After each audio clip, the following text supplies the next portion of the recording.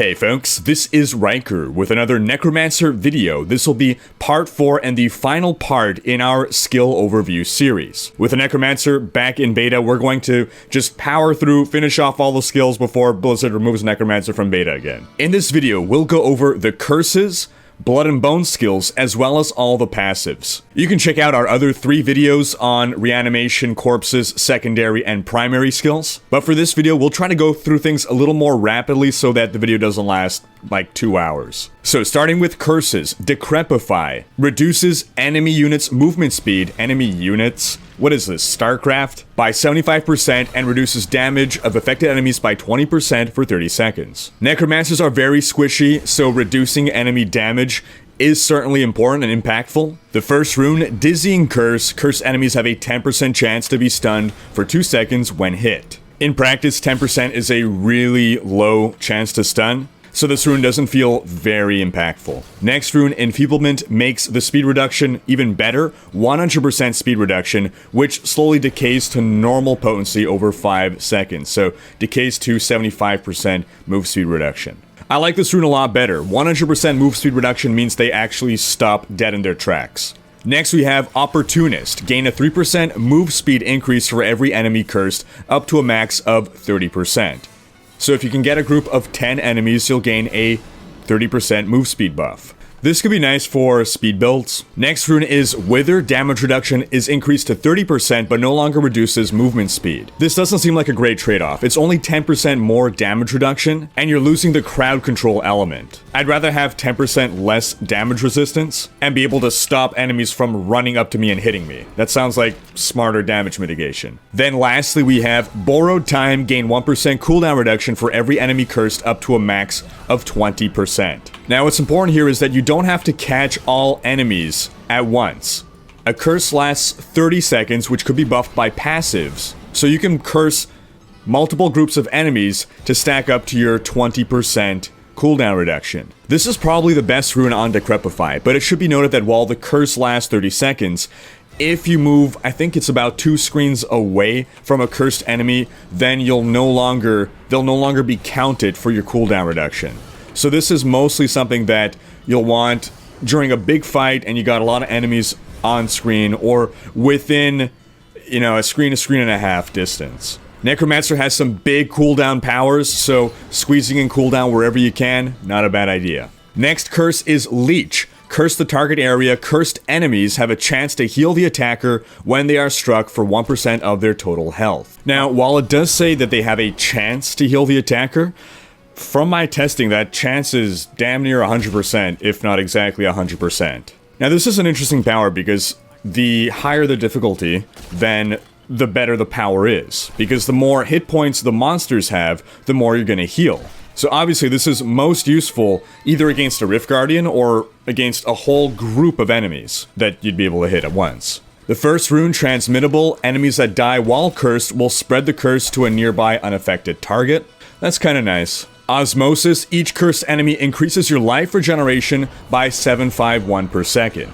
So basically, if you have 20 cursed enemies, that's about 15,000 life regeneration. And just like with Decrepify Borrowed Time, the enemies need to be within about a screen or 2 away from you max in order to count for osmosis. So when stacked the right way, you're effectively getting an additional item or 2's worth of life regeneration, which is pretty good. The Necromancer has some good life regeneration focused builds, so it's a nice touch. Next we have Blood Flask. Whenever a cursed enemy dies, your potion cooldown is reduced by 1 second. This is really interesting because there's no other class that has a skill that buffs potion mechanics or affects potion mechanics. Potions are on a 30-second cooldown and restore 60% life. That's just the base potion. Legendary potions have other effects as well. And as you're plowing through rifts, you're killing monsters pretty quickly, so you can have a good amount of uptime on your potion. Next rune, Sanguine End. Whenever a cursed enemy dies, you are healed for 200% of your life per kill. This effectively triples the effectiveness of life per kill, which is an underappreciated stat in Diablo 3, for good reason. Is this rune enough to make it worthy? You can definitely stack life per kill on gear, and it could help with running through rifts, but against a Rift Guardian, it's certainly not going to help. You can argue that the Blood Flask rune also wouldn't help against the Rift Guardian, but at least that doesn't require you to actually gear for something specific, whereas Sanguine and you would actually have to give up gear spots for life per kill. What I think would be really interesting here is whenever you hit a cursed enemy, you gain 100% of your life per hit. Life per hit is a much more reliable form of healing, and even just doubling its effectiveness will be really good. And lastly, we have Cursed Ground. Now curses the ground, healing you for 0.5% of your max life every second for each enemy in the cursed area. Now, what's interesting about this is that it scales based on your max life. It's not a predetermined number. So if you manage to curse 20 enemies in that area, you're gaining 10% of your life back every second. What's important to note here is that you are not actually applying the curse to enemies, you're applying it to the ground, so this has implications for skills and items that are modified by number of enemies cursed. Also, unlike the other forms of curses, you can only have one area of the ground cursed at any given time, so it's a lot more difficult to stack up a bunch of cursed enemies. You have to literally get them all in your area. You can move that area, but you can't create multiple circles of areas. Next curse, Frailty. A crippling curse that kills enemies with less than 15% health lasts 30 seconds. When I first saw Frailty, I thought it was crazy overpowered. Anything that scales off monster health historically has been removed from the game because it was overpowered. For instance, there was an effect called Crushing Blow that dealt a fraction of a monster's health per hit, or it had a chance to do that per hit. And the reason that's overpowered is that it doesn't really matter how much damage you deal, and it doesn't matter how many hit points the enemy has. Whether it's a level 1 Rift Guardian or a level 200 Rift Guardian, you're gonna bam, knock out 15% of its health, regardless of how you're geared. You can gear entirely defensively, and then just keep relying on, okay, 20% damage every time I hit, or a chance to do 20% damage every time I hit. The difference here is that Frailty is a one-time effect. Think about it this way. If Frailty kills an enemy once he reaches 15% or fewer hit points, then it's taking 15% less time to kill the enemy, right? Likewise, if you're just dealing 15% more damage throughout the entirety of a fight, that fight will last 15% less long. Now, when you actually run the math, the numbers differ by just a few percent, but it is safe to say to a first approximation that Frailty is the equivalent, or very close to the equivalent, of just dealing 15% more damage throughout a whole fight. Furthermore, where we were concerned that this might be overpowered was against high-level Rift Guardians, and generally when a Rift Guardian is down to 15% health, you've stacked Bane of the Stricken so many times that that last 15% health goes by a lot faster than the first 15. So basically, Frailty is not at all overpowered. It's strong, and it serves as a strong party buff as well, because it's its own entity and it won't sort of interact with any other buffs. But it's a far cry from being the ridiculously OP thing that I initially thought it was, before putting too much thought into it. First rune, Scent of Blood. Cursed enemies take 15% increased damage from your minions. So that's effectively a 15% damage buff, plus an actual 15% damage buff. Strong rune for pet builds. Next we have Volatile Death. Cursed enemies explode for 100% weapon damage on death. That's really not a lot of damage, it's less than a generator. So while this is cool, its damage is almost negligible. It becomes a lot more meaningful when a lot of enemies are dying at the same time, but even then, Next, we have Aura of Frailty. This turns it into an aura around you. Instead of having to actively curse enemies, any enemy within 15 yards of you is automatically treated as being cursed with Frailty. And your gold pickup radius will actually buff the size of this aura. So that's a really cool, useful, and powerful effect. Next you have Harvest Essence. Gain 2 essence when a cursed enemy dies. That's a very small amount of essence generation, especially given it's dependent on enemies dying and not just being hit. I would almost rather chance to gain 1 essence when a cursed enemy is hit, because compare that to your generator. Bone Spikes, for instance, that generates 24 essence per hit. Harvest Essence is giving an almost negligible amount of essence back. You have to kill 12 enemies to be the equivalent of just 1 generator attack. Then lastly we have Early Grave. Triggers at 18% life instead of 15, but costs 10% of your life. This is definitely a fair trade-off, particularly against a Rift Guardian, for instance. Blood skills, anything that costs life, will always have some trade-off. It's going to do more. It'll be more powerful at the cost of life. 10% life expense is a pretty fair deal. Alright, on to our Blood and Bone skills. We have Bone Armor. Rips bones from nearby enemies, dealing damage, and creating armor that reduces damage taken by 3% per enemy hit up to a max of 10 enemies. It's important to note that bone armor does nothing if you just tap it with no enemies around. Also, every time you hit with bone armor, you refresh that 60-second duration, refresh your stacks, and add more enemies to your stacks. So if the first time you only hit 1 enemy, and then the next time you hit 9, you'll be up to 10 stacks. So that's a nice 30% damage reduction that you can maintain almost always. First rune we have is Vengeful Armaments, increases the damage dealt to 145 weapon damage, up from 125. Not very impressive. Again, this is roughly the equivalent of a generator. That said, if you happen to be using the bone armor set, which increases bone armor damage by 1,000, then, maybe it's considerable. Next rune we have is Dislocation. Enemies hit are also stunned for 2 seconds, so this turns bone armor basically into a free crowd control on 10-second cooldown, which is pretty good. Next we have Limited Immunity, which adds a 45-second cooldown instead of a 10-second cooldown. And it basically makes you immune to all damage for 5 seconds, as well as all crowd control. This used to be overpowered when you could have 100% uptime, but they've now set it so that the cooldown only starts once the immunity ends, which should have been done. But a 5-second immunity on a 45-second cooldown is a lot less inviting, especially since it makes it a lot more difficult to maintain 10 stacks. Next rune is Harvest of Anguish. Bone armor also increases your move speed by 1% for each enemy hit. With a max of 10 stacks, that's 10% move speed increase. 10% is certainly better than nothing. 20% might be more interesting. Overall, the runes for bone armor aren't that awesome, so I feel like it's kind of a picking the best of the worst sort of deal. So it'll take you from your 25% increased move speed up to 35%. For speed runs, you might as well. What else are you going to use? If you're using bone armor at all. Then lastly we have Thy Flesh Sustained. This is probably the best rune. Again, it is a blood rune, 20% health. The cost is not negligible, but it increases your life per second by 10% per target hit.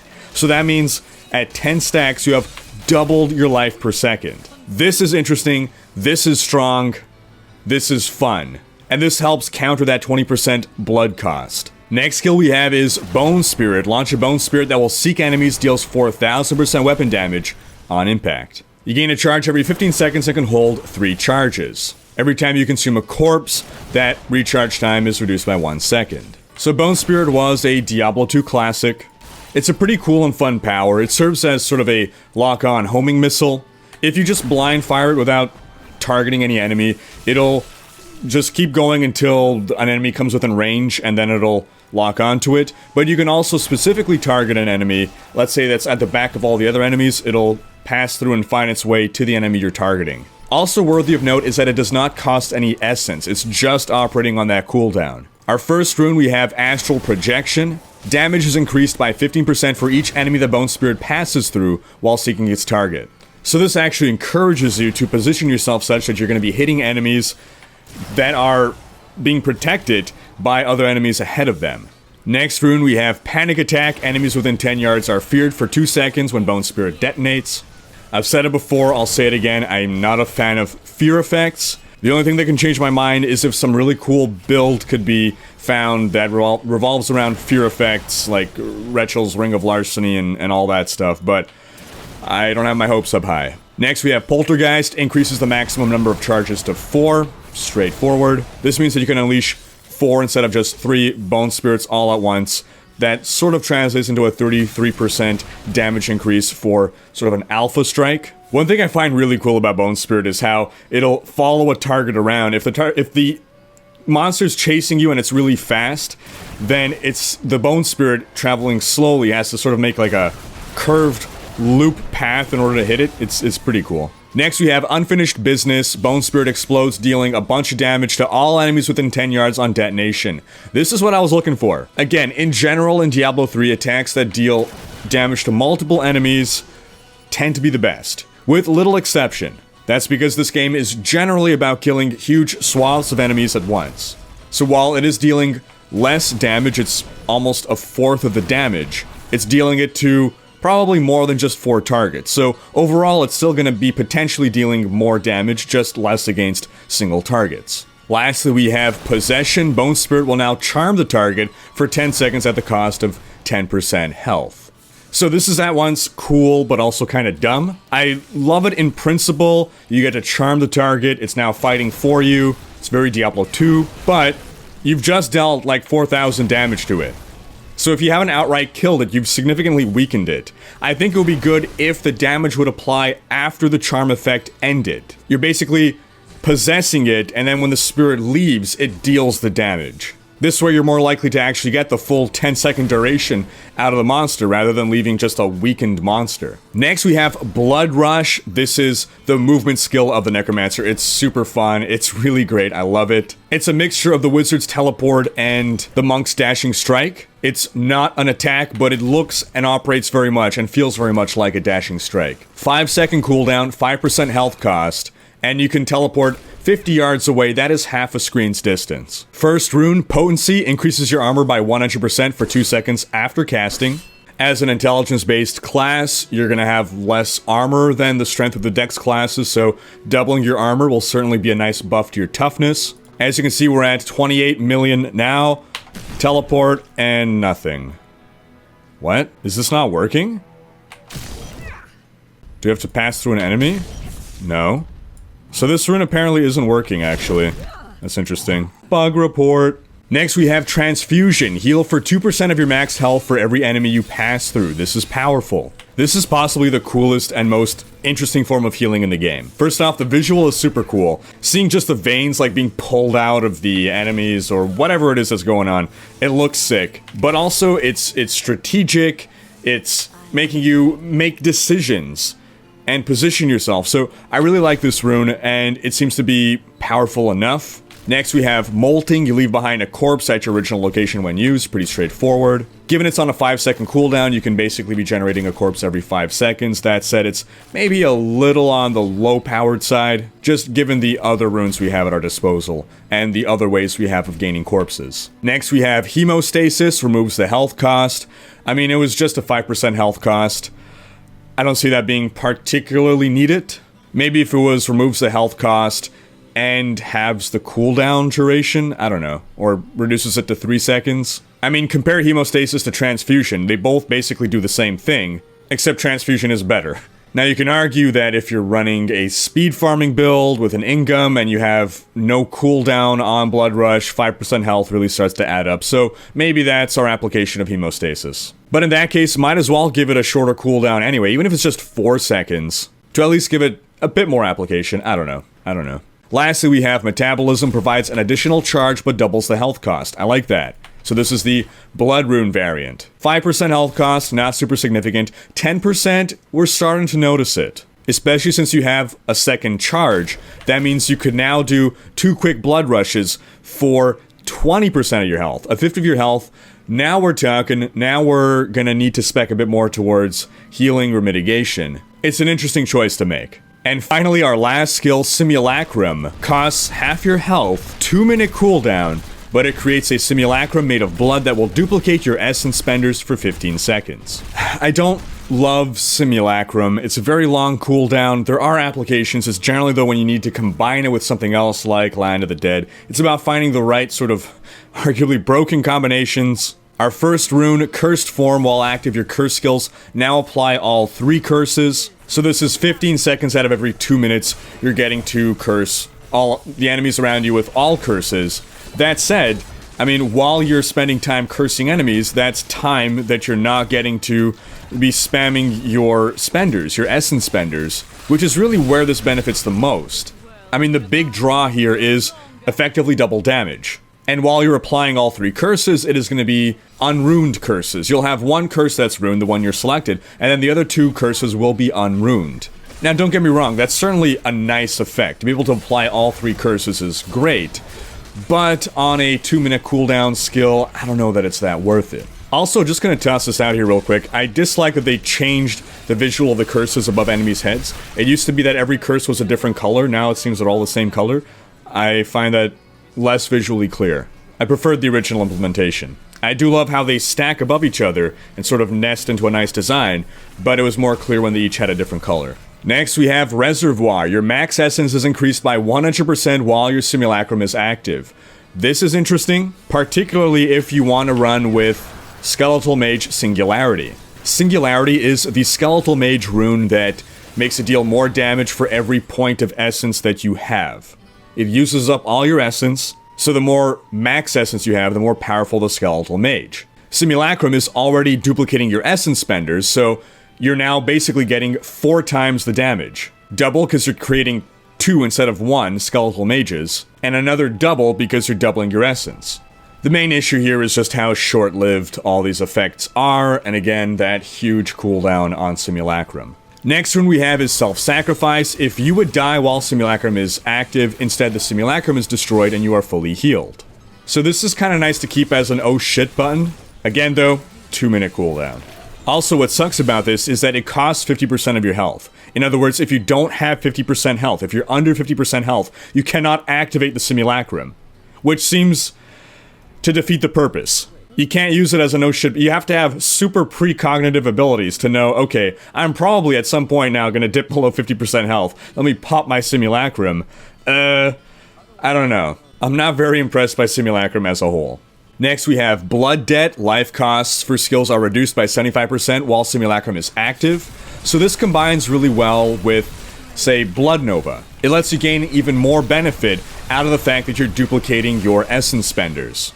Now you don't have to worry too much about taking a pause to heal. You can just spam a blood skill. And 75% reduction for life cost is significant. Now lastly we have Blood and Bone, which additionally creates a Simulacrum of Bone, but the duration is reduced to 10 seconds. So now instead of doubling your damage, you're tripling it. This is at the cost of 33% reduced duration.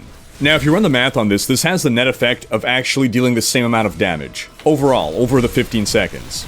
The difference though is that since you're only dealing the damage in 10 seconds, you're being more cost efficient. You don't have to worry as much about running out of essence. You don't have to worry as much about blood costs.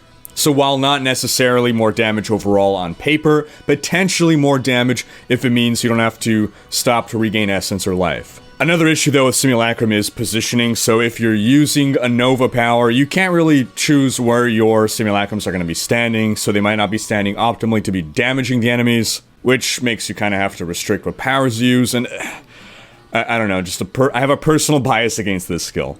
And that covers all of our skills, folks. We're going to now quickly go through the passives. Starting with Fueled by Death, consuming a corpse increases your move speed by 3% for 5 seconds, can stack up to 10 times. So, 30% move speed buff, pretty easy to maintain, seems like a good skill for speedruns. This seems to be about on par with similar passives for other classes. Next, Life from Death. Consuming a corpse has a 20% chance to spawn a health globe. This is crazy awesome good. Every other class that has had a consistent health globe spawn mechanic has been nerfed. I suspect this will be nerfed. This combines really well with things. Next, we have Stand Alone. Increases armor by 100%, reduced by 10% for each active minion.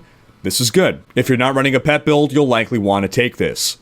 Again, as an intelligence-based class, you benefit more from an armor increase. Our toughness right now is 28 million. Let's remove this passive and see what happens. And we're now down to 18. That is significant. Next, we have Bone Prison. This was a skill for the Necro in D2. They brought it back as a passive. Bone Spear, Bone Spikes, Bone Spirit have a 10% chance to trap enemies in a Bone Prison for 3 seconds. That's a low percent chance. This is a pretty negligible passive. Next, Commander of the Risen Dead. The essence cost of command skeletons and the cooldown of command golem are reduced by 30%. This is pretty good. It's not amazing, but it certainly helps with that long golem cooldown timer. Next, we have Swift Harvesting. Increases the attack speed of Bone Spikes, Siphon Blood, and Grim Scythe by 15%. If there will be a generator build, this will be useful. If there is no generator build for the Necro, this is basically useless. Next, we have Extended Servitude. Increases the duration of your Skeletal Mage and revive minions by 25%. Excellent power. This lets you gain more bang for your buck on your minions. It's not overpowered, but it is noteworthy. Rigor Mortis. Blight abilities also slow enemies by 30% and reduce their attack speed by 15% for 5 seconds. This is a crowd control power. Basically, if you're dealing poison damage, Blight, then enemies will always be crowd controlled. The implications here are Bane of the Trapped will always be effective and that kind of stuff. The attack speed nerf also serves as an indirect slight buff to our toughness. It's not a stellar passive, but it's not useless either. Next we have Overwhelming Essence, increases your max essence by 40. Straightforward, has applications, pretty good passive. Dark Reaping, while using a scythe, gain 1% essence and life per kill. Per kill. That means you have to kill 50 enemies to gain back 50% health. Or essence. The idea isn't too bad. It seems they're going for a lot of life per kill stuff on the Necro, but maybe if it were 2%, that would be a little better. Next, we have Spreading Malediction. Receive a 1% damage bonus for each enemy afflicted by one of your curses. This is good. I like this. If you're running a build that uses a curse, this is powerful. You can easily have a good 20 enemies cursed, for instance, so that's a nice damage buff. Eternal Torment. Your curses cost less essence and last forever. That's another pretty good passive to combine with curses. That said, curses already last like 30 seconds, so it's not super meaningful to have them last forever, especially given that, you know, it would be really good if an enemy could be like 5 screens away and still under the effect of a curse, and you still benefit from him being considered under a curse. But because you can't, that makes this a little less useful. Curses already don't cost too much essence, so this isn't the best passive, but there might be some utility for it. Then we got Final Service. When you take lethal damage, you are sustained, preventing all damage for 4 seconds, and then all your minions are consumed and each one gives you back 10% life. Good passive. Every class gets one passive like this. We need it. It's good. Move on. Grisly Tribute. You are healed for 10% of your life on hit when one of your minions hits an enemy. This is good. I like this. This encourages you to spec for life on hit. Good passive. Draw Life. Increases your life regeneration by 10% for each enemy within 20 yards.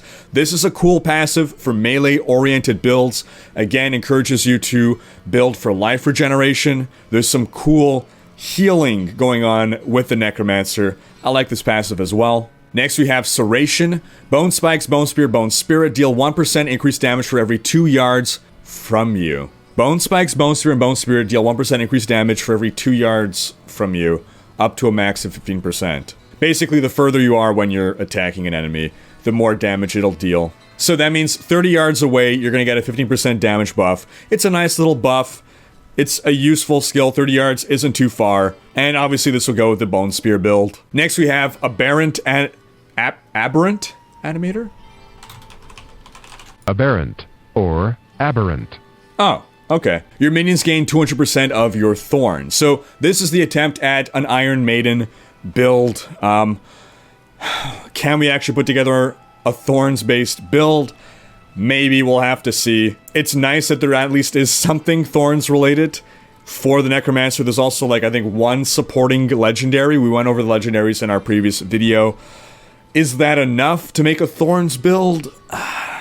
It's hard to tell if this figure is in line. Maybe it needs a buff. Maybe it needs to be more than 200% of Thorns damage. I don't know. It's a little trickier and requires a little bit more effort to test a Thorns build. Next, we have Blood for Blood. Picking up a health globe removes the health cost of the next blood spell. This effect can stack up to 3 times. So this is pretty interesting. When we have Life from Death, we're gaining a lot of health globes, so we can be using this pretty well. Obviously, you would want to pair this with Life from Death. I wouldn't see using this power without Life from Death. And if you want a build that really focuses on hard-hitting blood abilities, then yeah, I can see this being useful. Next, we have Blood is Power. This was an amazing passive before they retooled it, and now it's basically useless. After cumulatively losing 100% of your max life, all ability cooldowns are reduced by 20%. This effect cannot reduce an ability's cooldown more than once for each time that ability is used. Let me explain why this is a terrible passive now. Wizards gain a passive that is just 20% less cooldown reduction. That's it. No strings attached. This is that passive made shittier. I mean, just give us Evocation. Just give us Wizards Evocation. 20% less cooldown reduction. No strings attached. Or give us more than 20%. Give us 50% cooldown with all of these weird conditions. And then lastly, we have Rothma's Shield. You cannot lose life for 4 seconds after using Land of the Dead, Army of the Dead, or Simulacrum. That's a nice power. It's not overpowered. It's not the worst thing, but it is certainly something to be considered to be used. Overall, the Necro passives aren't amazing. That said, it's difficult to come up with, what, 16, 20 20 different passives that are all good and useful. Okay, and that finally wraps up this video and this video series on the overview of the Necromancer's powers, skills. Leave a comment with your thoughts.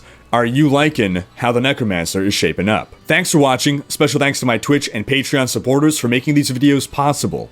If you enjoyed this video, please share it, check out these other videos, and subscribe to join Rhykker's Raiders for more Diablo content.